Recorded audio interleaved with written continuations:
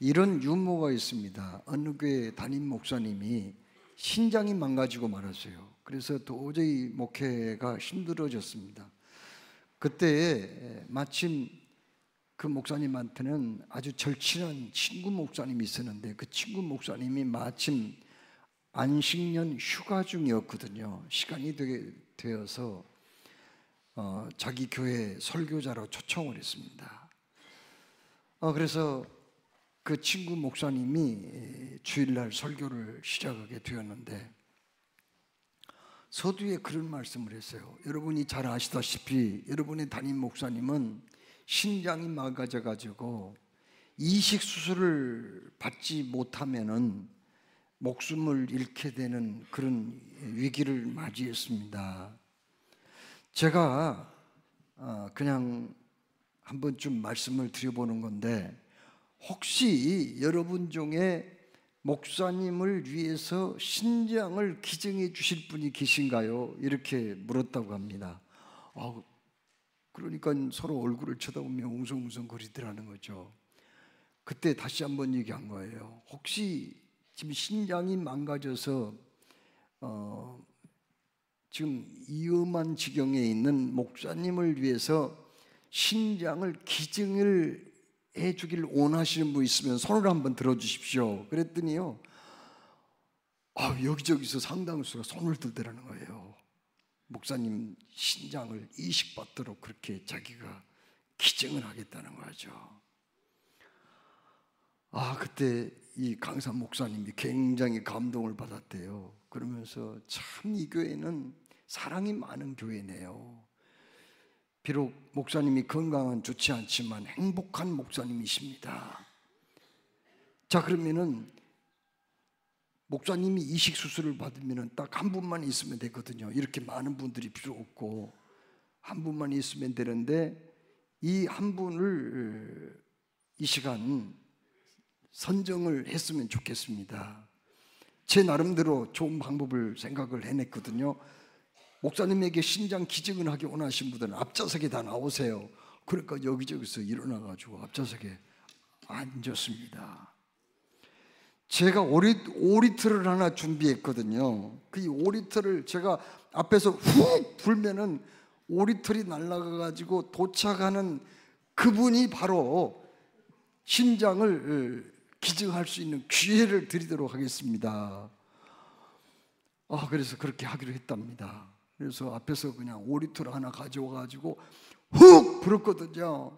그런데 오리틀이 날아가가지고 하필이면 어디로 날아가냐면은 그 교회에서 아주 헌신적이고 충성스럽게 수고하시는 어느 장로님한테 간 거예요. 그런데 그 장로님이 속으로 그 오리틀이 자기한테 날아오니까 이놈 오리틀이 왜 나한테 하필 날아와? 그러면서 그냥 주여 하면서 훅 불어버리는 거예요. 그랬더니 오리털이 다른 데로 날아가는데, 그 다음에 오리털이 어디로 날아가냐면은 교회에서 열심히 봉사 잘하고 뭐 그냥 금식기도 철야기도 열심히 하는 어느 권사님한테 날아가는 거예요. 권사님이 그냥 자기한테 날아오니까 아버지 하면서 훅 불어버렸어요. 그냥 또. 아이고 참. 그 다음에 어디로 날아가느냐, 하필이면은 여전도의 회장님 집사님한테 날아가는 거예요. 이 집사님도요, 주여 나는 아닙니다 하고 불어버렸다는 거예요. 그래가지고 그 오리틀은 목적지를 찾지 못하고 아직도 그 예배당에서 둥둥 떠다니고 있다는 거예요. 여러분, 그 얘기는 바로 사람이 자기의 소중한 것, 정말 귀한 것을 다른 사람한테 준다는 게 그렇게 쉽지 않다고 하는 거 아니겠습니까? 오늘 우리가 봉독한 말씀 바로 그런 얘기예요. 여러분, 어느 날 하나님께서 아브라함을 찾아오셨어요. 아브라함에게 뭐라고 말씀했어요? 너는 너의 고향과 친척과 아버지 집을 떠나 내가 네게 지시할 땅으로 가라. 그렇게 말씀을 하시면서 내가 큰 민족을 이루고 너로 말미암아 모든 족속이 복을 받게 될 것이다. 그런 말씀하셨거든요. 그런데 보세요. 너는 큰 민족을 이루고 너로 인하여 모든 족속이 복을 받는다. 그 말씀은 그 아브라함의 후손이 번창하게 될 것이고, 그리고 아브라함을 통해서 이 땅에 오실 예수 그리스도를 통하여 믿는 이들이 많이 생길 것이다. 그런 말씀 아닙니까? 그런데 지금 아브라함은요, 자식이 없어요. 나이는 그때가 75세였거든요. 그런데 자식이 없는 거예요. 아니, 그런데 무슨 큰 민족을 이룬다는 말입니까? 그러나 아브라함은 하나님의 말씀이기 때문에 그 말씀을 그대로 받아들인 거예요. 이제 내가 그토록 자식 얻기를 바랬는데 하나님이 드디어 주시겠구나 하고 기다렸는데 자식이 생기지 않는 거예요. 3년이 지나도 없었습니다. 5년, 10년이 지났지만 없었어요. 15년, 20년이 지났지만은 그때까지 자식이 생기지 않았어요. 하나님이 주시지 않은 거예요. 아브라함과 사라는 더 기다렸거든요. 그러나 이제는 나이가 많아서 틀렸다 하는 생각도 들었습니다. 그런데 아브라함이 100세가 되었을 때, 사라는 90세가 되었을 때, 그때야 하나님께서 아들을 주셨는데 그 아들 이름까지 지어주셨어요. 이삭이라는 이름을 지어주셔서 아들을 그 가정에 주셨습니다. 이삭이라는 말은 웃음이라는 말이죠. 정말 그 아들이 태어나고 나서 그 가정은 웃음이 가득했어요. 그 이삭이 재롱을 피우며 자라나는 모습, 건강하고 멋진 모습으로 성장하는 모습을 바라보고 아브라함과 사라는 꿈결 같은 시간을 보냈어요. 너무너무 행복했습니다. 정말 눈에 넣어도 아프지 아니할 아들이었어요. 그런데 어느 날 하나님이 또 아브라함을 찾아오셨어요. 아브라함은 얼마나 기대가 되는지 몰라요. 하나님께서 우리에게 이 좋은 일을 생겨나게 하셨고 복을 주셨는데 더 큰 복을 주시리라 보다, 이렇게 생각하고 얼마나 기대감에 하나님을 모셔드렸는데, 세상에 하나님은요 청천벽력 같은 말씀하신 거예요. 너의 아들 이삭을 모리아 산으로 데리고 가서 번제로 나에게 바치라, 그런 말씀하신 거예요. 세상에 이럴 수가 있나요? 번제가 뭐예요? 소나 양, 염소 같은 걸 잡아가지고요 칼로 옆구리를 푹 찔러가지고 피를 받아요. 그 피는 제단 주변에다가 딱 뿌리고요 가죽을 벗기거든요. 내장은 분리를 시키고 그 제물에 목은 목대로, 앞다리, 뒷다리 다 이렇게 잘라가지고 각을 떠가지고 세상에 그 번제단에서 태워가지고 제사를 드리는 게 번제거든요. 그런데 세상에 짐승도 아니고 그냥 세상에 평범한 그런 가정에 평범한 어떤 많은 있는 자식도 아니고 말이죠. 많다고 해서 자식이 많다고 해서 귀하지 않는 것도 아니지만은 외독자 한 명, 그것도 100세에 주신 그 아들을 제물로 바치다니요. 그게 있을 수 있는 일인가요? 세상에 그럴 수가 있어요? 아브라함은 너무 실망한 거예요. 어떻게 이런 자식을 번제로 하나님께 바칠 수 있단 말인가? 그는 마음속에 거부감이 일어난 거예요. 여러분, 아브라함은 그때까지요 짐승으로 제사 드리는 것은 알고 있었지만은 사람을 잡아가지고 인신제사를 한다는 건 그는 보지도 못했고 듣지도 못한 일이에요.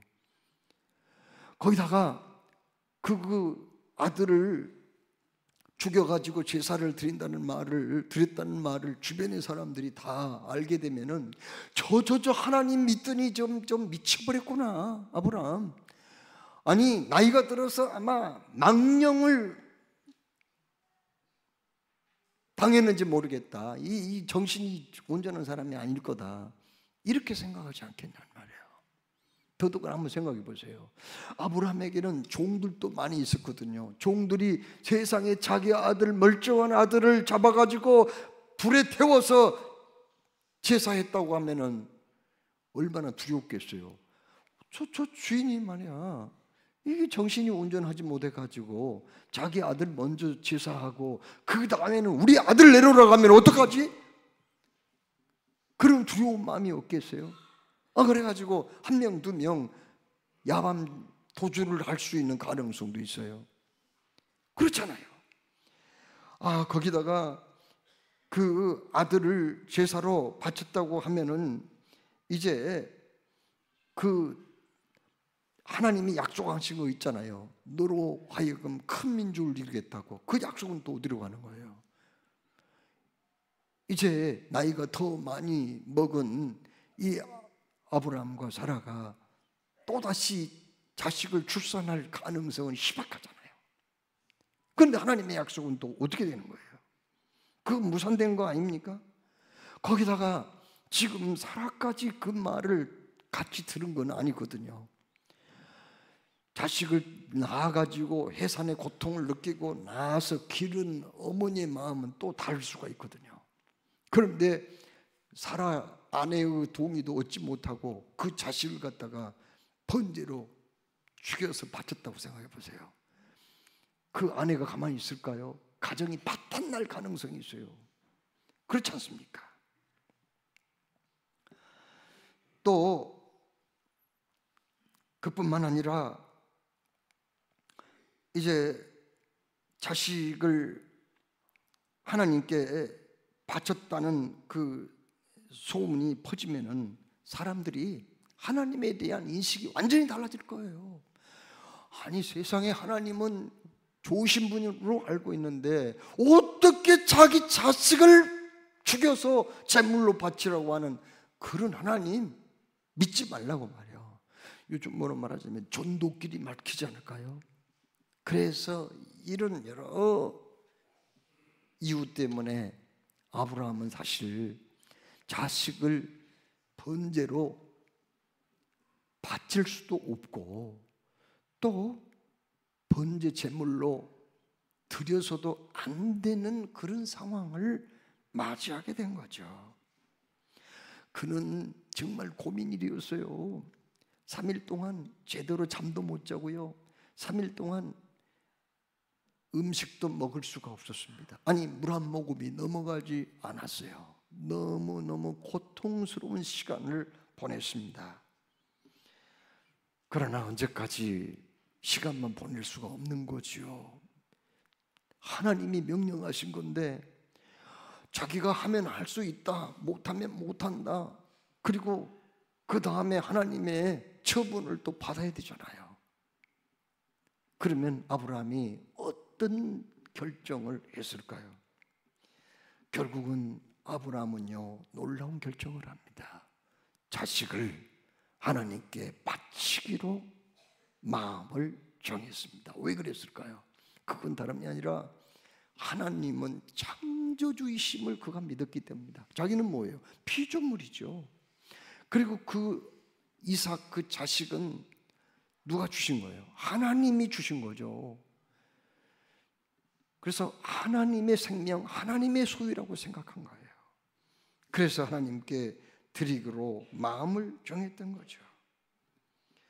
그동안 아브라함이 살아오면서 얼마나 하나님의 기적과 같은 은총을 많이 입었는지 몰라요. 하나님은 위기 때마다 자기를 지켜주시고 선한 길로 지금까지 인도하셨기 때문에 아브라함은 끝까지 하나님은 선하신 분이라는 것을 믿고 싶었어요. 그래서 바치고 싶었던 거예요. 그리고 또 한 가지는 하나님은 없는 중에 있게 하시고 참으로 능력이 많으신 분이기 때문에 내가 이삭을 하나님께 바친다고 할지라도 하나님은 어떻게 하든지 죽은 이삭을 살릴 수도 있는 거고, 또 다른 이삭 대신에 다른 자식을 어떤 방법으로든지 주실 수 있는 분이라는 그런 믿음 때문에 결국은 그 아들을 바치기로 했다고 하는 겁니다. 자, 여러분, 하나님은 오늘 이 말씀을 통해서 우리에게 하고 싶은 말씀이 있어요. 그게 뭘까요? 너희들은 자식을 바칠 수 있느냐? 그걸 묻는 거예요. 아브라함이 그렇게 했던 것처럼 너도 자식을 나에게 바쳐야 한다, 그런 말씀하신 거예요. 자식을 바쳐야 한다는 그 말씀은 무슨 뜻일까요? 너도 소중한 것을 나에게 그렇게 바칠 수 있느냐 하는 말씀이거든요. 여러분이 소중하게 생각하는 것들이 무엇인가요? 아마 다들 있을 겁니다. 구약성경 말라기 3장 10절 말씀에는요, 우리가 바쳐야 할 소중한 것이 있다고 말씀하셨어요. 그게 뭔가요? 말라기 3장 10절 말씀에 만군의 여호와가 이르노라, 너희의 온전한 11조를 창고에 들여 나의 집에 양식 있게 하고 그것으로 나를 시험하여 내가 하늘문을 열고 너희에게 복을 쌓을 곳이 없도록 붓지 아니하나 보라, 그렇게 말씀을 하셨습니다. 여러분, 우리가 이 세상 살아갈 때 없어서는 안 될 꼭 필요한 것이 있어요. 우리 육신 가족이기 때문에요, 일단은 의식주 문제부터 해결해야잖아요. 인간의 생존을 위한 기본적인 요소잖아요. 의식주 문제 해결하는 것은. 의식주 문제를 해결하려면은 그것들이 다 뭐하고 상관이 있어요? 재물하고 상관이 있는 거죠. 그렇죠? 그래서 우리 삶 속에 재물이라고 하는 건 없어서는 안 돼요. 꼭 필요해요. 그래서 우리 사람은 계속해서 그냥 경제 활동을 하잖아요. 그렇죠? 물질이 있어야 돼요. 재물이 있어야 돼요. 그래야 입고 먹고 살아갈 수 있는 거예요. 그래서 이게 소중하단 말이죠. 그런데 하나님은 왜 그걸 또 하나님한테 바치라고 말씀했냐고요. 왜? 그것도 10분의 1이면은 적은 게 아닌데 그걸 바치라고 했단 말이에요. 여러분, 인터넷상에 올라온 글들을 읽어보면요, 11조에 대해서 아주 많은 사람들이 참여하여 논쟁을 하는 것을 보게 되거든요. 그런데 의외로 많은 사람들이 교회에서 11조는 없어져야 된다, 이 11조는 폐기시켜야 된다, 이렇게 주장하는 분들이 많더라고요. 물론 거기에 참여하는 분들은 불신자라기보다는 신자들이 거의 대부분이죠. 불신자야 뭐 무슨 하나님께 헌금 드린 거 11조 뭐 주일성수 거기에 무슨 관심이 있나요? 얼마나? 그런데 예수 믿는 사람들 중에서도요, 상당수가 이 11조는 폐기 처분시켜야 된다, 이거는 안 된다, 그렇게 주장하는 분들이 많이 있는 것을 보았어요. 그분들이 그러면 왜 이 11조를 폐기해야 된다는 그런 얘기를 하느냐? 여러 가지 이유가 있었습니다. 첫째, 11조는 구약의 율법 조항인데 지금 은혜 시대, 복음 시대에 무슨 율법이 통하는 그런 신앙생활을 해야 되겠느냐? 그건 안 된다. 둘째는 구약 시대에는 11조의 용도가 주로 네이지파 사람들, 네이지파 사람들이라는 말은 성전에서 제사장을 시중 들고 심부름하고 거기서 청소도 하고 교회 그 성전 안에서 일을 하는 사람들이거든요. 가끔은 백성들에게 율법을 가르치기도 하고 아무튼 하나님의 일, 성전 일만 전념하는 사람들인데 그 사람들에게 생활비를, 그 사람들은 따로 기업을 받는 게 없어요. 그래서 그들에게 생활할 수 있도록 11조를 통해서 생활비를 제공해 주는 그런 일을 했었거든요. 그런데 지금 네이지파가 없잖아요. 무슨 네이지파가 있어요? 없잖아요. 그런데 무슨 11조가 필요하냐? 그리고 예수님도, 그리고 사도 바울도 11조를 강조한 적이 없지 않느냐? 그런데 왜 11조를 교회에서 내야 되느냐? 그리고 11조는 부담이 된다는 거예요. 부담이 돼. 우리가 생활을 하려면은 말씀드린 대로 기본적으로 의식주 문제도 해결해야 되고, 그 의식주 문제만 해결하는 거 아닙니다. 또 생활비가 필요하잖아요. 보험료도 내야 되잖아요. 또 뭐예요? 살다 보면은 자녀 교육비도 필요하죠. 세금도 내야 된단 말이에요. 공과금도 내야 돼요. 이런 여러 가지 쓸 곳이 많아요. 그런데 거기다가 신앙생활을 하는 사람은 11조까지 내라고 그러면 이건 부담스러운 거 아니에요? 그런데 왜 교회에서는 11조를 얘기를 하고 있느냐 하는 거죠. 자, 그러면 참 힘든 우리가 이렇게 11조 봉투를 사용해서 그거 꼭 하나님께 바쳐야 되냐는 말이에요. 저는요, 가끔 새벽기도 끝나고 서울에서 중요한 회의가 있거나 혹은 그날 수술을 받으실 분이 계셔서 일찍 병원에 신방 가기 위해서 나선 경우가 있어요. 그러면은 6시 이전에 차를 타고 나가면은요, 그런 대로 길이 막히진 않아요, 도로가. 그런데 6시가 딱 넘어가면 그때부터 언제 그렇게 차들이 그냥 도로를 나왔는지 금방 막히더라니까요. 야, 참 6시가 중요해요. 6시 이전에는 그래도 괜찮은데, 저는 외국에 여러 번 갔다 왔어요. 그런데 우리나라 같이 이렇게 사람들이 이른 아침부터 서둘러서 그렇게 일하는 나라가 별로 없어요. 엄청나요. 그래, 이런 시간인데 차들이 그냥 막히는 거 보면은요, 이분들 가운데는 틀림없이 어젯밤에 늦게 퇴근한 사람도 있을 거다. 그런데 또 아침 일찍 가야 된단 말이야. OECD 국가들 가운데서 제일 그 노동시간이 많은 나라가 어딘 줄 아세요? 일본하고 우리 한국이에요. 엄청 많아요. 일을 그렇게 많이 해. 피곤해요. 가끔은 여러분 그렇잖아요. 오늘은 좀 쉬었으면 좋겠다. 지친다. 너무 피곤하다. 오늘은 좀 직장 안 가고 쉬었으면 딱 좋겠는데, 그럴 수도 있잖아요. 그러나 어쩔 수 없이 가야 할 때가 있잖아요. 얼마나 힘들어요. 근데 그렇게 해서 봉급을 받고 수익이 생기면 그걸 또 하나님께 바친다? 이거 정말 쉽지 않은 일입니다.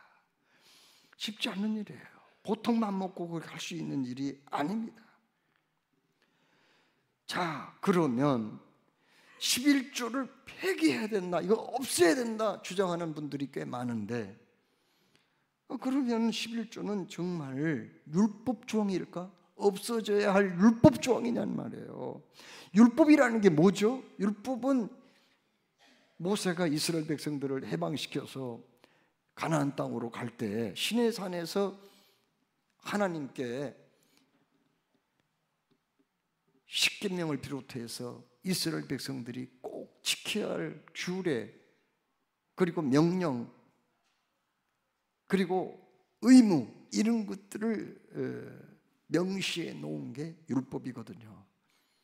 그런데 사실 그 율법에는 11조를 바쳐야 된다는 말씀은 별로 없어요. 정작 11조 얘기는 훨씬 그 이전에 나와 있습니다.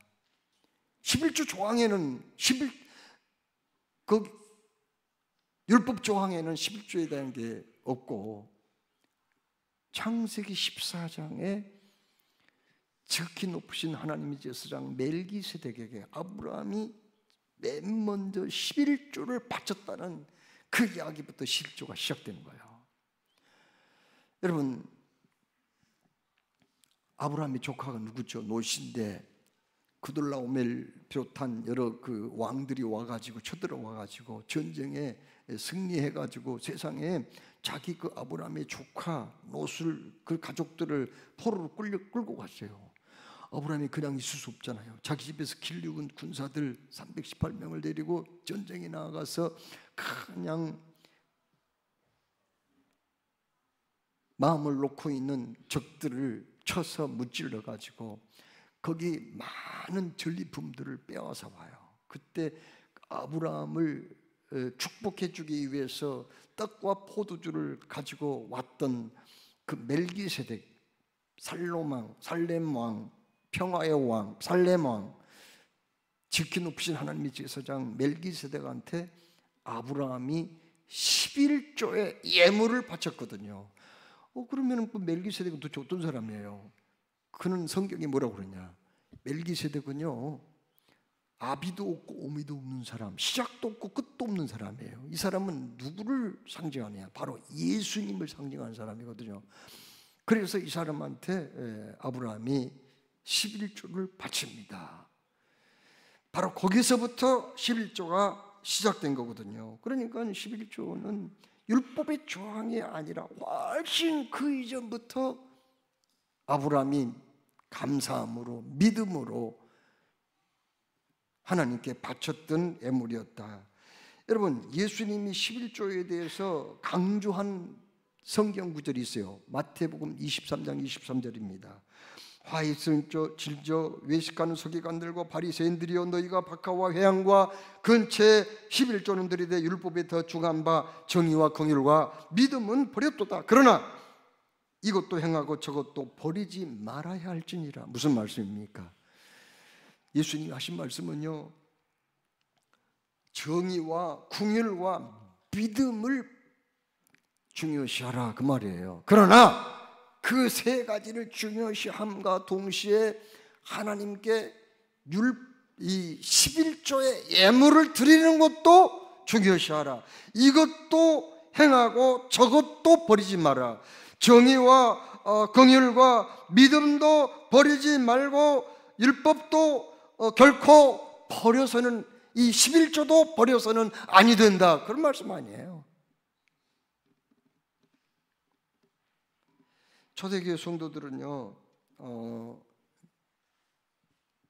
히브리서 7장 8절에 11조를 바쳤다는 걸 거기에 나와 있거든요. 또 여기는 죽을 저들이 10분의 1을 받으니 저기는 산다는 증거를 얻은 자가 받았느니라. 이게 무슨 뜻이냐면은, 원래 11조는 아브라함이 멜기세덱에게 드렸는데 그 멜기세덱은 예수님을 상징하는 사람 아니냔 말이에요. 그는 죽을 사람이 아니고 영원히 살 예수님을 상징하는 그 사람한테 바쳤는데, 지금은 제사장한테 11조 바치니까 제사장은 임기가 30살부터 50살까지예요. 50살이면 은퇴를 해야 돼요. 그리고 그 사람들은 죽을 사람이에요. 그런데 그 사람한테도 11조를 바치지 않느냐, 이런 말씀입니다. 그건 꼭 11조를 바치라 마라, 그 강조하기 위해서 그런 말씀을 하는 게 아니고, 결국은 멜기세덱이 얘기하는 그 예수님은 아브람보다 더 우월하고 천사보다 더 우월하다는 것, 그 누구보다 더 우월하다는 것을 나타내기 위해서 그렇게 말씀한 건데, 그러니까 그때도 11조를 바쳤지만 지금도 바치고 있다, 그런 표현을 통해서 이 히브리서가 AD 65년에 기록된 말씀이거든요. 그때 초대교회 때도 11조는 드렸다는 것을 간접적으로 표현하고 있습니다. 여러분, 구약시대와 같이 지금도요, 11조는 교회의 유지와 관리를 위해서 필요하지요. 교회에는 예산을 세워서 그걸 집행을 합니다. 그 예산의 항목은 굉장히 많아요. 그런데 뭘 통해서 그 예산을 충당을 하는 거예요? 여러분이 드린 헌금을 통해서, 특히 11조를 통해서 그걸 이제 충당을 합니다. 그것은 뭘 말해줘요? 바로 구약시대에도 11조를 통해서 성전을 관리하고 운영하고 일하는 사람들의 생활을 도왔던 것처럼 오늘날도 교회 일에만 전념하는 목회자와 또 교회 직원들, 이런 사람들 위해서, 그리고 더 나아가 선교를 위해서, 교회 그 유지 보수 일을 위해서, 리모델링을 위해서 예산이 필요한데, 이런 것들은 헌금, 특별히 11조를 통해서 이런 일들을 하고 있다, 그런 말씀 아닙니까? 자, 그런데 그러면은 뭐 교회가 이렇게 이런 돈이 필요하니까 헌금을 하라는 그 얘기인가요? 전혀 그것하고는 상관이 없어요. 그래서 헌금을 하나님이 얘기한 건 아닙니다. 그러면 뭐예요? 왜 하나님께 우리가 10조를 드려야죠? 왜 하나님께 헌금을 드려야 됩니까? 예수님이 이런 말씀하셨어요. 한 사람이 두 주인을 섬기지 못할 것이니 혹 이를 미워하고 저를 사랑하거나 혹 이를 중히 여기고 저를 경히 여김이라. 너희가 하나님과 재물을 겸하여 섬기지 못하느니라, 이렇게 말씀했거든요. 하나님 앞에 11조를 바치라는 말은 무슨 뜻이에요? 여기에서 재물이라는 이 단어는 아람어로 맘몬이라고 되어 있거든요. 맘몬은 신이에요. 재물의 신이라고요.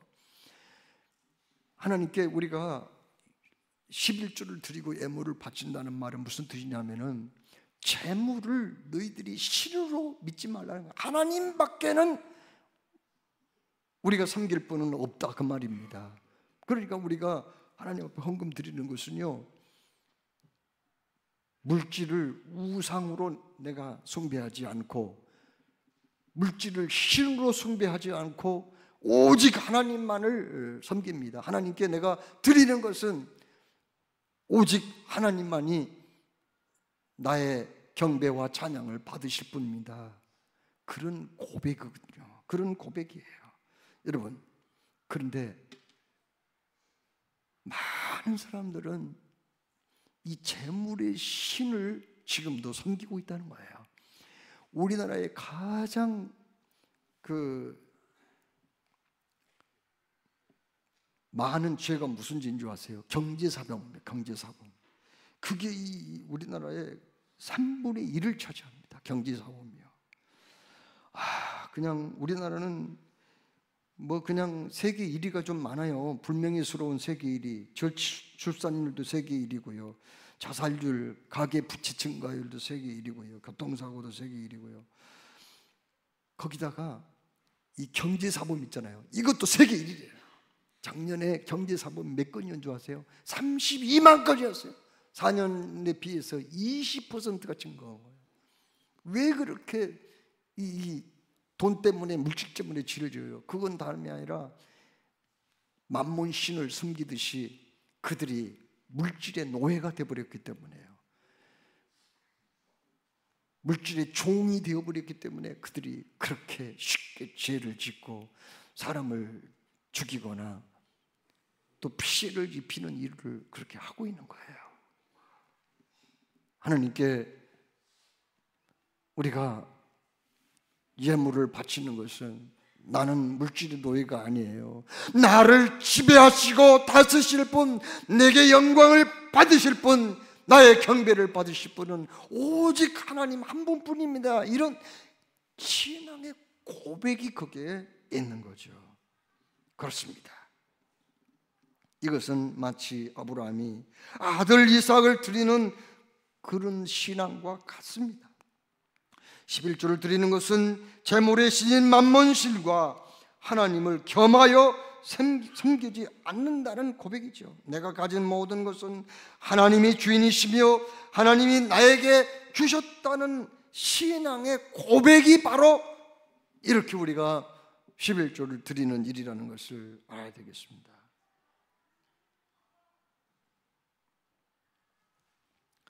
여러분, 하나님께서 믿음으로 이삭을 드린 아브라함에게 얼마나 놀라운 복을 주셨는지 모릅니다. 창세기 22장 16절에 18절에 여호와께서 이르시기를 내가 나를 가르쳐 맹세하노니 네가 이같이 행하여 내 아들 내 독자로도 아끼지 아니하였은즉 내가 네게 큰 복을 주고 네 씨가 크게 번성하여 하늘의 별과 같고 바다의 모래와 같이 하리니 네 씨가 그 대적의 성문을 차지하리라.